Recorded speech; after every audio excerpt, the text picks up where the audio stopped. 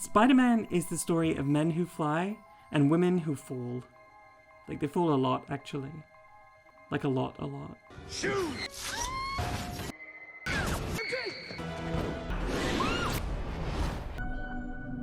But is this actually sexist, or just an inevitability of the superhero romance? Spidey is in many ways the product of his time, having originated in the 1960s, but as societal norms have changed, he's changed with them. Can the same be said for the ladies in his life? Peter Parker's had dozens of love interests over the years in the comics, but the films tend to focus on just two, Gwen and MJ. From the damsel in distress MJ of the Tobey Maguire era to the feminist science geek of Tom Holland's, let's take a look at the feminism, or lack thereof, behind the women of the Spidey films.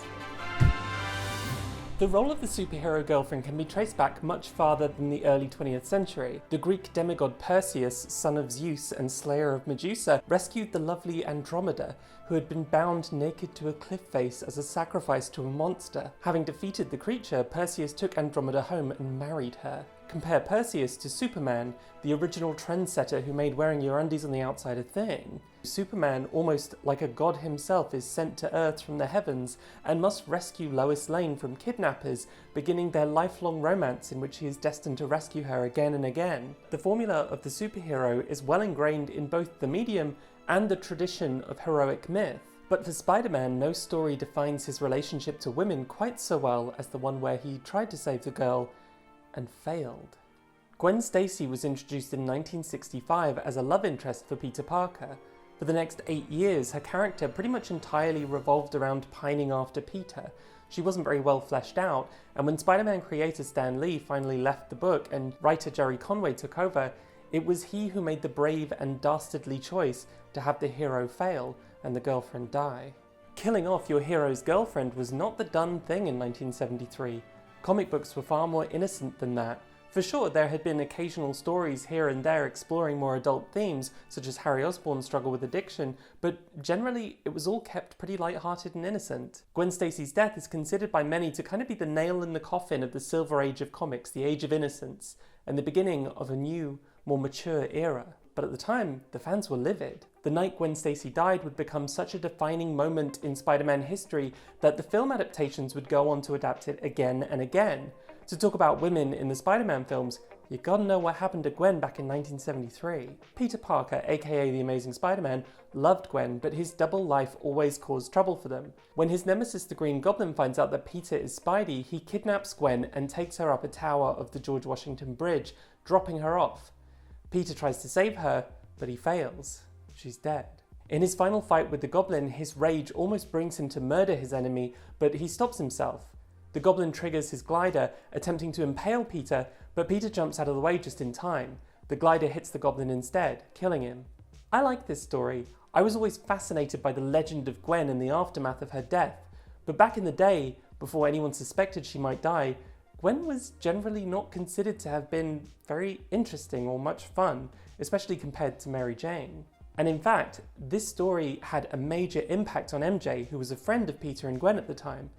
Gwen's death is considered to have been a turning point for MJ, maturing her and forging the bond she has with Peter as they mutually try to come to terms with Gwen's loss. But the death of Gwen Stacy has not gone without criticism. In response to the initial backlash, an editorial comment was published on the letters page of Amazing Spider-Man. The relationship between Pete and Gwen had been through a lot of inconsequential ups and downs, and unless the two were to be married, there was nowhere else to take it. Conway just couldn't think of a way to develop a relationship between a hero and a woman beyond marriage or death. I mean, that's just what chicks do, right? They get married, they die, they make a sandwich. It's sandwich, marry, kill. Compare her to male characters of the era. A few years earlier, her father, Captain George Stacy, had been killed during a fight between Spider-Man and an enemy when he sacrificed himself saving a small child. On his deathbed, Captain Stacy tells Spider-Man to take care of Gwen because she'll have no one to look after her after he's gone. Captain Stacy's death has sacrifice and agency. But in Gwen's final story, she's just like asleep the whole time. She's literally unconscious for the whole thing. She has no idea what's happening to her. She doesn't even know that Peter is Spider-Man. She is very literally just a damsel in distress waiting to be saved, not even conscious that she's waiting to be saved, and then she dies. She gets no last words, she doesn't save anyone. The story is very much a product of its time. The men have agency, the men are heroes, they're villains, but Gwen is very much reduced to the role of a damsel. The fact that Gerry Conway couldn't think of anything else to do to make Gwen's relationship with Peter or just her character more interesting than killing her or having him marry her says a lot about his attitudes and cultural attitudes of the time towards women.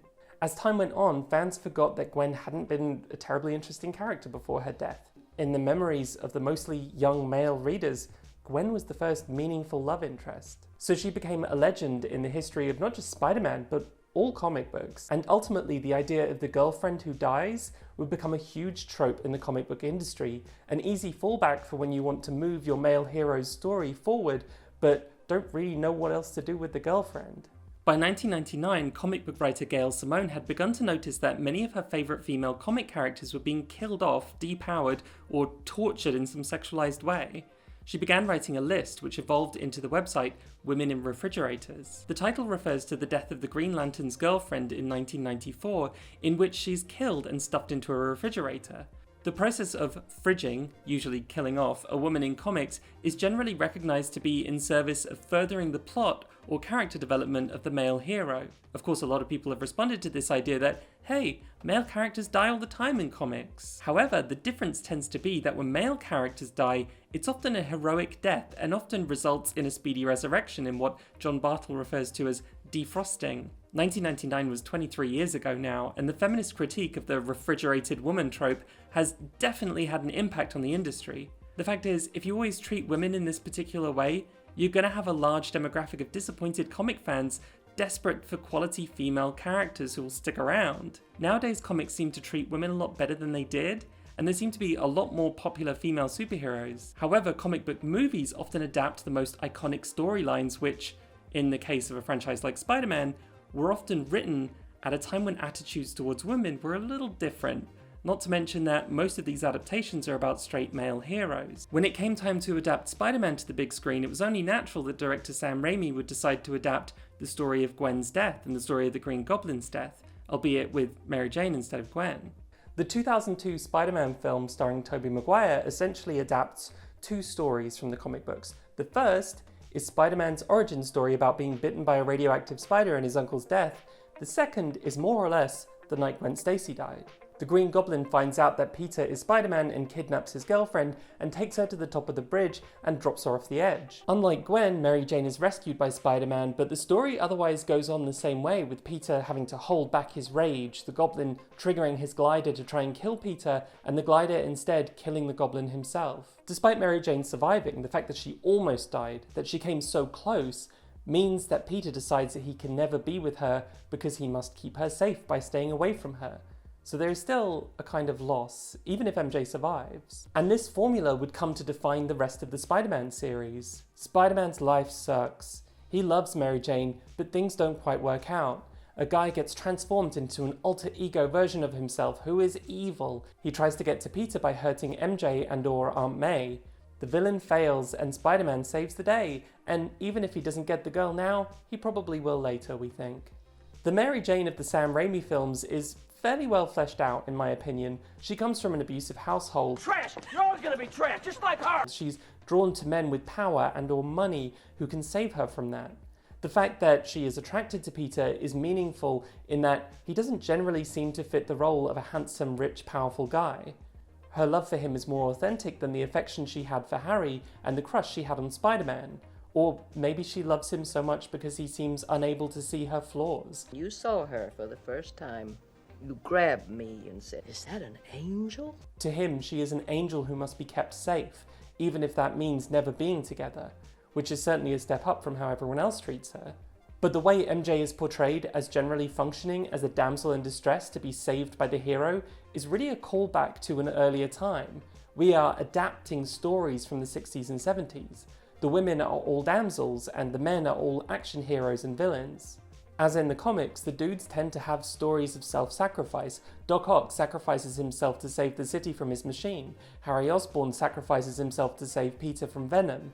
Even when we learn about Uncle Ben's death, it turns out that he was trying to do the right thing. Uncle Ben was killed that night for being the only one who did the right thing.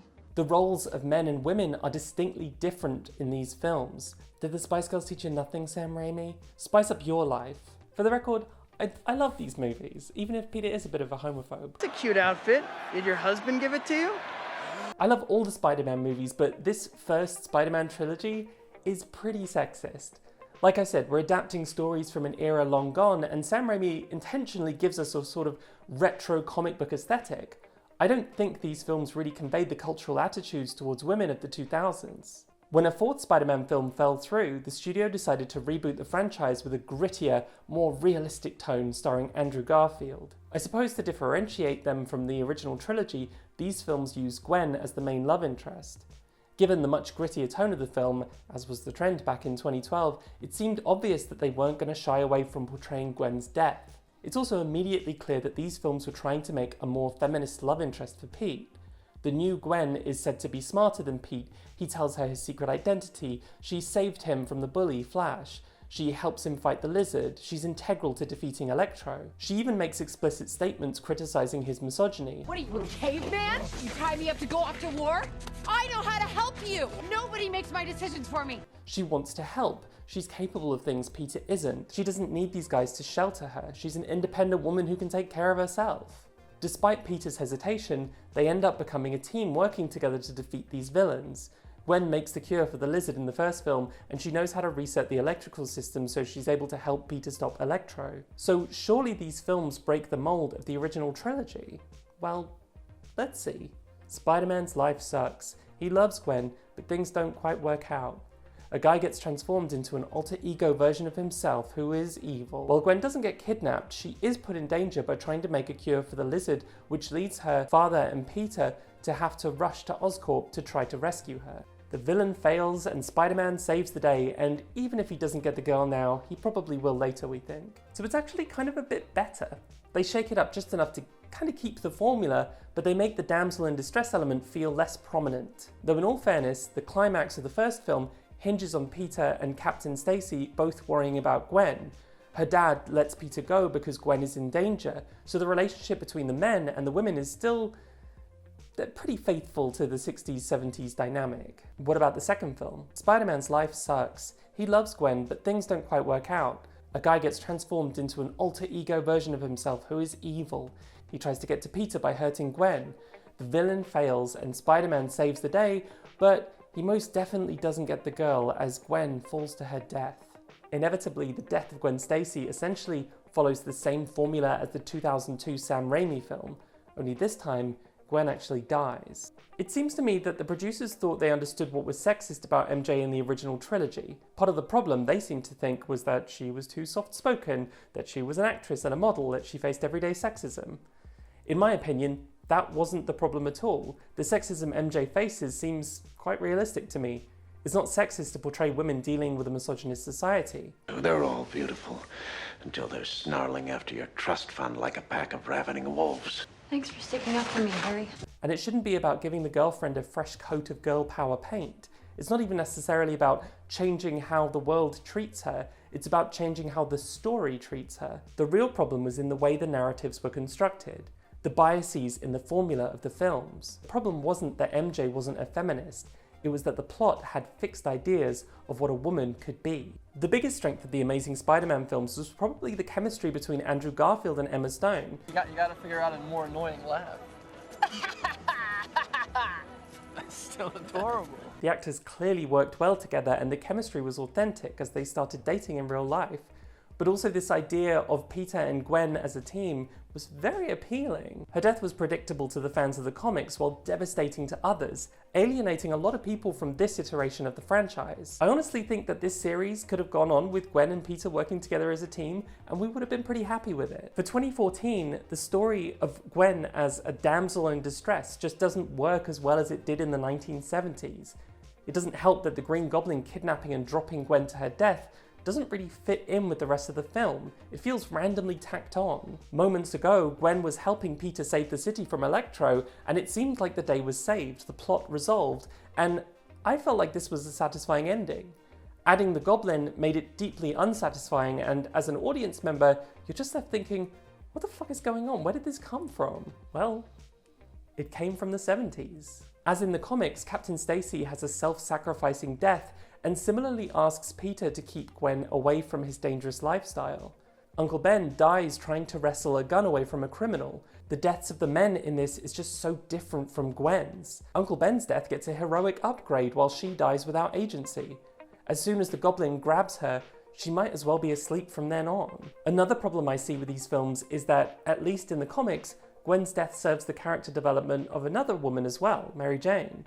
So it wasn't only Peter whose story is impacted. They actually had plans to put MJ in this film, and in fact scenes were filmed with MJ, but ultimately cut. But if this series had featured MJ from the start, Gwen's death might have felt slightly different. As it is, it feels unsatisfying and depressing. No number of Russian rhinoceri could make this ending feel totally worthwhile. So anyway, Sony sacked Andrew Garfield and cancelled that franchise immediately. There are a few reasons for this. It might be influenced by the fact that Andrew Garfield kept making comments in interviews about how MJ could be a man in the next movie and could be played by Michael B. Jordan. Via the big Sony email leak a few years ago, we learned that the Spider-Man licensing agreement states that Peter cannot be homosexual. So who knows if that had an influence. It's nice to hear that Andrew Garfield sees Peter as potentially bisexual, but oh well, guess that's not in the cards. For their next Spidey film, Sony struck up a deal with Marvel Studios to bring Peter into the Marvel Cinematic Universe. Maybe they just wanted a clean slate with a new version of Peter. Maybe they didn't like the actor yammering on about the working class and gay Spider-Man. Either way, Garfield was gone. When Spider-Man returned for his first Marvel Cinematic Universe film, Spider-Man: Homecoming, the creative team seemed to throw all Spider-Man tradition out the window. There was no origin story, there was no Mary Jane or Gwen. Aunt May was now more youthful and attractive. There was no Harry or Norman Osborn. All the staples of the Spider-Man movies were gone. These films were very much about subverting your expectations for Spider-Man. Plot twist, Michelle is called MJ. Plot twist, the Vulture is now Liz Allen's dad. Plot twist, Iron Man is suddenly Peter's mentor. Where the earliest films were all about Pete and learning about responsibility, learning the importance of being responsible for the power you have, learning what it is to be an adult in this unforgiving world, Spider-Man: Homecoming is more about proving how you're good enough to be a superhero and cool enough to fight with the Avengers. The sequel, Spider-Man: Far From Home, was more about when a billionaire gives you weapons of mass destruction, you should be careful not to trust the secret intelligence forces and be sure to trust your Peter Tingle. These films are, they're really funny. I love them. They make me chuckle like a horse who chuckles. And I kind of feel like they are more comedy films than the typical drama that Spider-Man usually is. They are designed to be more like the average Marvel Cinematic Universe film than anything else. They follow the formula that has made the MCU so popular, self-aware, lots of jokes, crossovers galore. And these films are aware of the sexism of earlier adaptations of Spider-Man and that the youth today are having none of it. Zoomers aren't too cool for school, they're too cool for bigotry and oppression. This version of MJ is woke. She is a feminist. She's edgy and likes cool stuff like murders. She wears a Votes for Women t-shirt because that is a very woke thing to do. I was hoping to get in some light protesting in front of one of the embassies before dinner. I don't really want to celebrate something that was built by slaves. This MJ figures out for herself that Peter's Spider-Man. She's pretty great. She's really funny, and her relationship with Peter is really cute. We all love MJ. You better fucking love MJ. You understand me? You better fucking love MJ. And the MCU is definitely quite conscious of how women are portrayed in their films, as seen in Avengers Endgame, where they showed all the superpowered women in a single frame. Sure, it unintentionally highlights how few there were, but it's the thought that counts. If I was there, I'd be like, did Thanos just snap all the men out of existence? Are we gonna have to use Peter Parker to repopulate the planet? Out of all the Spidey films, the MCU ones must surely deviate from the ridiculous, outdated Spider-Man formula. Peter's life sucks. He loves Liz, but she doesn't seem all that into him. A guy creates an alter ego version of himself who is evil. The Vulture doesn't kidnap Liz, but his tech puts her in danger. But in the end, Peter saves Liz and must sacrifice his relationship with her in order to defeat the Vulture and save the day. So, okay, that's not quite as traditional, but I would still argue that the roles of men and women follow the more traditional Spidey formula. It's better, I think. But once again, if we look at the way the roles are divided by gender, even Ned gets to be the man in the chair in this one, while Liz and her personal tragedy are a plot device to bring Peter into the Vulture's home. And MJ is great and hilarious and weird, but she just kind of is there to hang around in the background and wait to reveal that she's the true love interest. The great reveal, the meaning of her part in the film is to say, I will be Peter's next love interest. But at least it passes the Bechdel test with two named women talking to each other about something other than a man. I'm gonna miss you. That's it, technically. That's how it passes. Yay, females, female power, clitoral nerve endings. In the second film in the series, Spider-Man Far From Home, set in some medieval slum called Europe, Peter's life kinda sucks. He loves MJ, but he doesn't know if things will work out. Mysterio, a former employee of Tony Stark who appears to be a nice guy, turns out to actually be evil. Mysterio attacks MJ with his drones, but in the end, Peter saves the day and gets the girl. So what they've done here is they have made MJ the damsel in distress, but they actually kind of disguise it in a way which I actually kind of like. She's absolutely a damsel and cannot get out of this situation without Peter saving her, but instead of singling her out, she is put in danger with a team of other people who she's actually kind of protecting. It's really the same formula, but with a little feminist twist to make us feel less weird about it. And I do genuinely think it makes a huge difference from the version of MJ who's just dangling by her throat screaming or hanging from a web and just for some reason not doing anything about it. I'll take Damsel 2.0 over the original any day. So surely the brand spanking new foray into the Spider-Verse, Spider-Man No Way Home, will give us a spectacular new take on the Spidey formula. Spoiler warning for Spider-Man No Way Home. We're going for it. This film has an interesting new take on Spider-Man's origin story. Remember how Uncle Ben died and it was Peter's fault? He told Peter that with great power there must also come great responsibility. But Ben is long gone by the first film of this trilogy, so in a fascinating new twist, it's his Aunt May who takes Ben's place and dies so that Peter may learn about power and responsibility. Right? Something feels a little bit different here. This doesn't quite feel like the same situation as when Ben died. In fact, something feels eerily familiar about this whole narrative of the Green Goblin killing someone Peter loves and then Peter trying to kill the Green Goblin. Oh yeah, it's the death of Gwen Stacy. Peter's life sucks. He loves MJ, but things don't quite work out the way they planned. Norman Osborn seems to be a nice guy, but sometimes transforms into his evil alter ego, the Green Goblin. The Green Goblin hurts Peter by killing Aunt May. All the villains fail, and all the Spideys save the day. It's so interesting to me that by having Aunt May deliver the great power comes great responsibility speech, they've kind of disguised the fact that this is just the death of Gwen Stacy all over again. With Uncle Ben, the whole point was that it was Peter's apathy toward wrongdoing when he had the power to stop it that led to Uncle Ben's death. Now he's gonna get away with my money.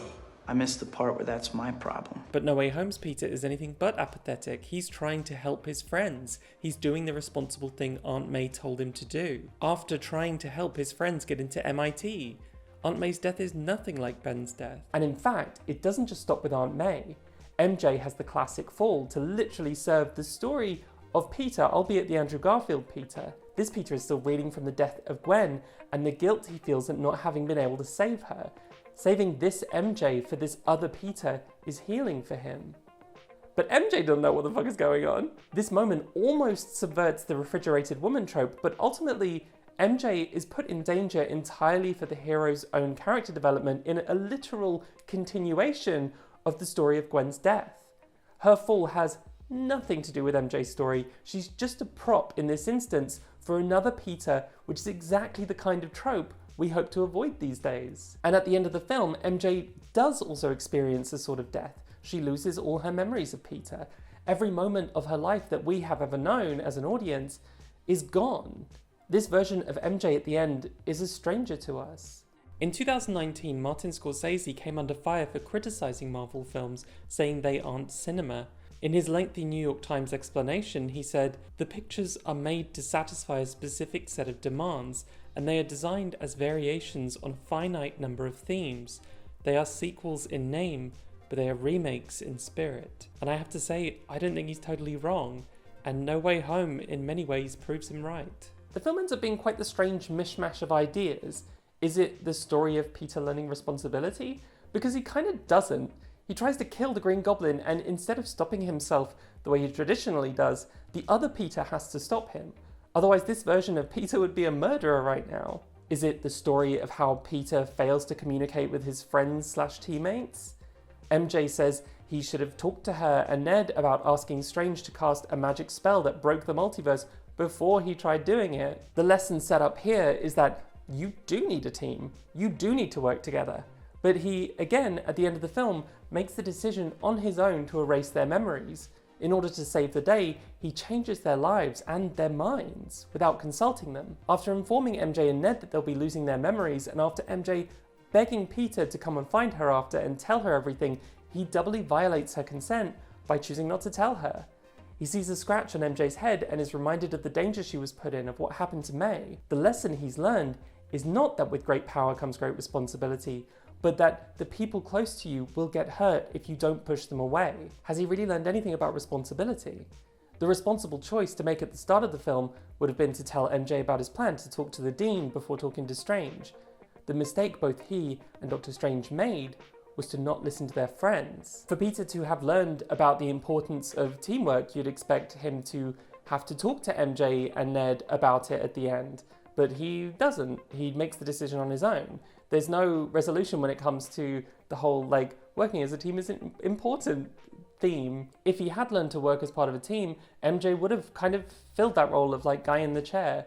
And I guess he kind of learns to work as a team with the other two Peters, but once again, they're all guys, right? The women have particular roles, the men have particular roles. The only sense in which he learns responsibility is that he decides at the end to, okay, go ahead and do the spell to fix everything, but it's only when there's basically no other choice, when the universe is being ripped apart and all the villains from all the universes are coming through. Spider-Man No Way Home is such a fun film. I had so much fun watching it. It was the event of the year, but that's exactly what it was designed to be, an event. The coherence of the narrative is less important than the marketability of the film. It doesn't matter that Electro doesn't know Spider-Man's true identity, even though knowing Spider-Man's identity is why these specific villains were brought through to this universe. It doesn't matter that Doctor Strange's spell could have worked on Thanos and every other villain. It doesn't matter that Doc Ock will probably still die when he gets back to his universe because he has to sacrifice himself to save the city. Part of what made this film so great was the months and months of build-up and anticipation for a nostalgic moment with all these classic villains and Spideys returning, which brought us all back to a time when life seemed simpler. What was most important was that we got to come together in the 2020s in a global pandemic and feel nostalgic about a world we had almost forgotten, the world we were raised in, the world we were from, in a realm where the pandemic never happened. And in its own way, that's beautiful. Even if I do want to eat the rich and burn Disney to the ground. Allegedly. But when it comes to the feminism of the film, something the franchise has been trying to work on for about a decade now, it fails us. In paying tribute to the origins of the franchise, the film inadvertently romanticizes sexist themes. Just like the early films, this is based on the death of Gwen Stacy, and just like the early films, the men almost all get to be magic or super, and the women are powerless and refrigerated. Even Ned is magic in this one, which kind of came out of nowhere. MJ seems to be joining Ned in the guy in the chair role he took in Spider-Man Homecoming, but she doesn't really get to do much except be in danger while Ned actually gets to expand his role with new powers. Refrigerated women are so integral to the history of Spider-Man because of its roots in the 60s and 70s.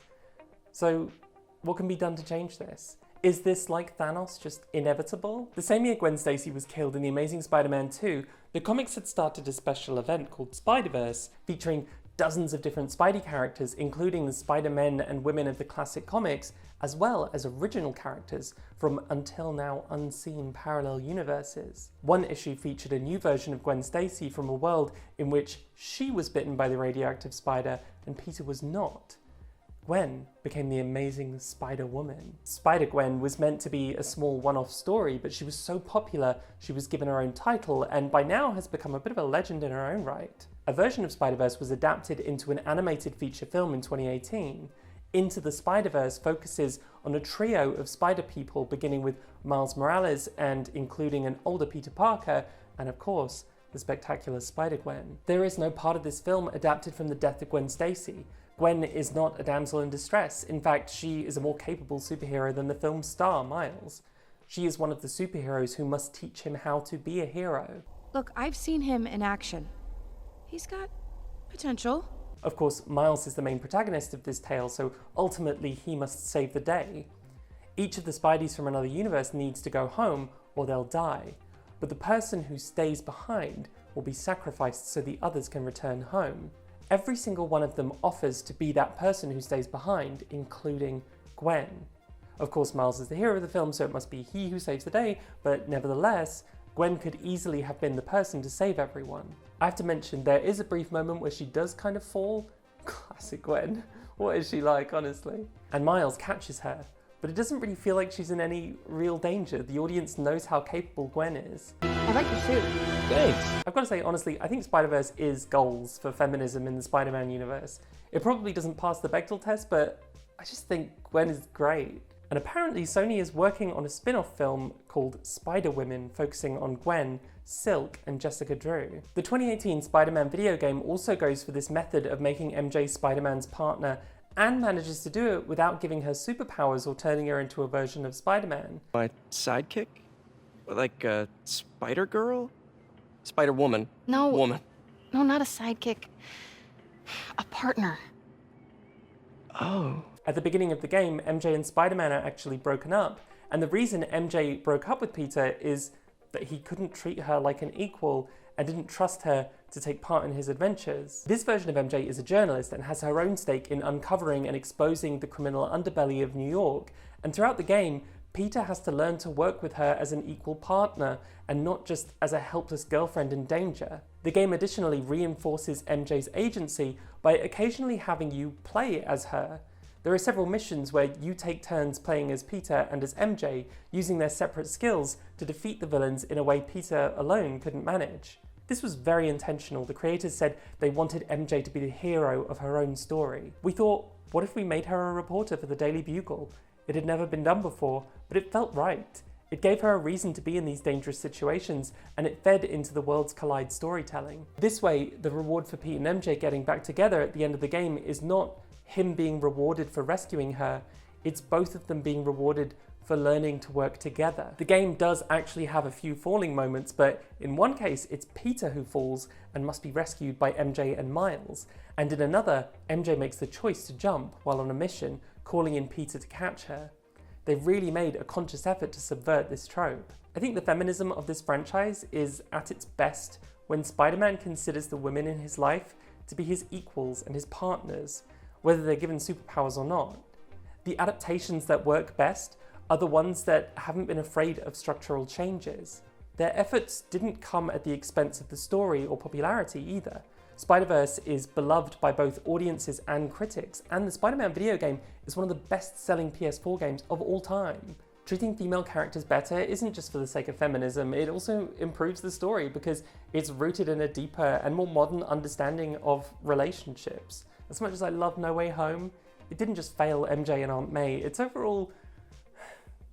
it's kind of a daft narrative, you know, it's full of plot holes and primarily relies on nostalgia and fan service. Killing Aunt May and throwing MJ off the Statue of Liberty were both about fan service, referring to the deaths of Uncle Ben and Gwen. Whereas Into the Spider-Verse explores the same multiverse ideas, but with a tight and self-contained story. It also better reflects the world that we live in now. It may be that a man born in the 1950s writing Spider-Man in the 70s wasn't able to imagine how a woman could be more interesting than marriage or death. I shudder to think what his romance life was like. But feminism has come a long way in the last 50 years. Gender in society has changed. The world is not so simply divided into powerful men and the damsels they love. I really hope that the future of the Spider-Man franchise looks more toward the stories which best portray modern romantic relationships rather than the fan service. I love feminist Peter Parker. I think Peter would be a feminist. If we're going to live in a world where Disney controls most of our media and someday possibly all of our media and our social values, it would be nice if our corporate overlords could at least give us a feminist Peter Parker, just as a special treat for us lowly citizens. I went to see Into the Spider-Verse in the cinema with my nephew, who was 8 at the time, and I wore my Spider-Gwen hoodie. And when Gwen appeared on the screen, he looked up at me and I put my hood up, and he was so excited. And I loved being a part of that 8-year-old joy. I love that little kids are looking at some of these stories and thinking beyond gender and seeing the potential to be a hero regardless of gender. 50 years from now, I can't begin to imagine how these kids are going to school us on gender equality. As for my other feelings and thoughts about Spider-Man No Way Home, I will get back to that in a minute. Just give me a second. I just want to say real quick, like and subscribe, and thank you to all my Spider patrons, and a special thanks to Angela, Kat R, Fluffy Bunny Boo, Helena Varvarousas, Justin DeLima, Matheta, Nonanonymouse, Siobhan, Stephen Bailey, Stephen Wallace, Tasha Heim, The Digital Witch, Wix, Aaron, AJ, Alice, Amelia D, Andreas Evans, Anna S, Apathetic Gaiety, Arden, Eric Parkinson, B, Ben Hengst, Beslaff, Beth Hershey, Break Every Yoke, Katrina Lexi, Charis Edwards, Chloe Strange, Chris Endicott,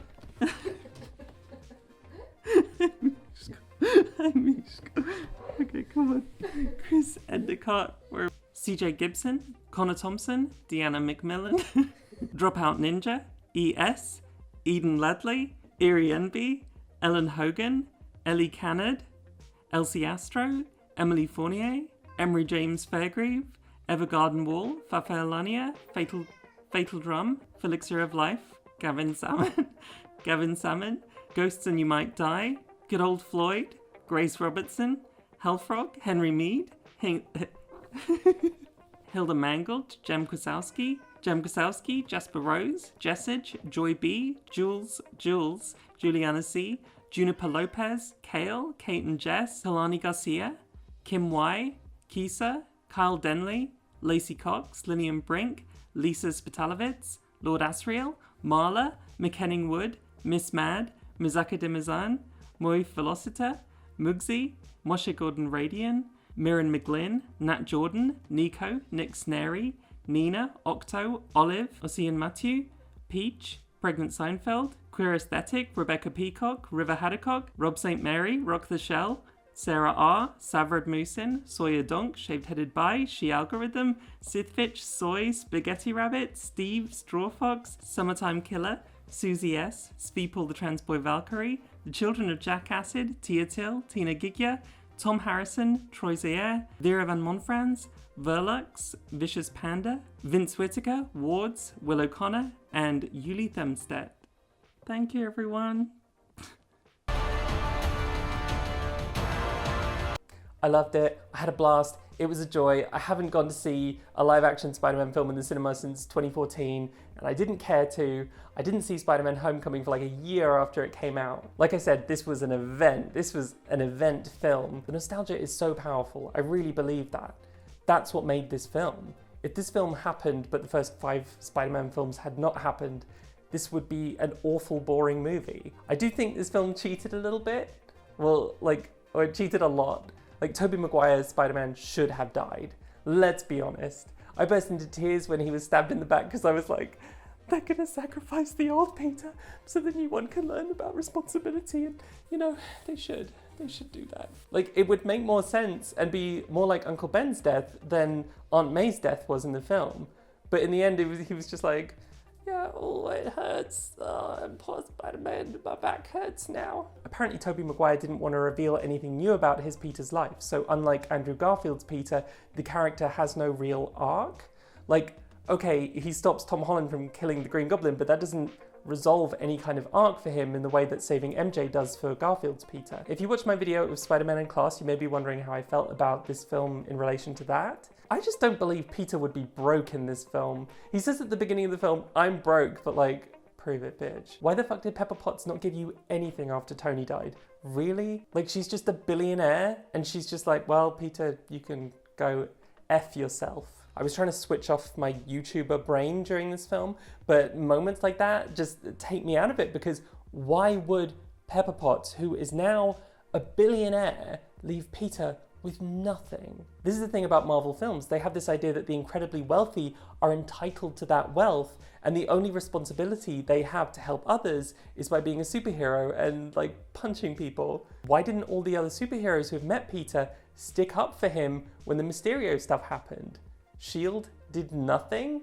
At the end of the film, apparently everyone has forgotten Peter, but no one has forgotten Spider-Man. So surely even now, Pepper knows him and can help him out. I think when I made the last video, I didn't know how committed Andrew Garfield was to how anti-Stark his Spider-Man would be. He wouldn't get along with Tony Stark, because No. I don't think he likes too arrogant for too him. arrogant, ethics are dubious, and you know, Peter's a man of the people. Peter's the working class hero. I would have thought that some of that and a little bit bisexual Spider-Man-y stuff could be brought to the film, but oh well. I think the nostalgia goggles also help us forget the failures of the studios. Spider-Man 3 kind of sucked because the studio made all sorts of weird demands of Sam Raimi trying to force tons of villains into the story. The Amazing Spider-Man series is worse off for not being able to wrap up Peter's story after Gwen's death, and Andrew Garfield was let go from the role of Spider-Man despite the fact that he was a fantastic actor, doing an amazing job, and was telling LGBT people, hey, maybe you could be Spider-Man too one day. The studio hurt the franchise over and over and have now gone, aw, look what we gave you, aren't we great? You're welcome. I think this film doesn't make a lot of sense, but the performances are wonderful and it's a thrill, and I will absolutely be watching it again and again for years to come. So that's my really long roundabout update on how I feel about the new movie. I hope you liked this video. Like and subscribe. As fun as this was, I hope the future of the franchise can gain some independence from crossovers. I hope we don't have to continue treating this franchise as an Iron Man spin-off or a nostalgia crossover with Sony's Spider-Man universe, you know. I hope Spider-Man can find its own footing and they can just make good Spider-Man films on their own. I guess they are. It's called Spider-Verse. This is me getting your likes and subscribes. I got your finger. I'm pulling it onto the button. Ring the bell.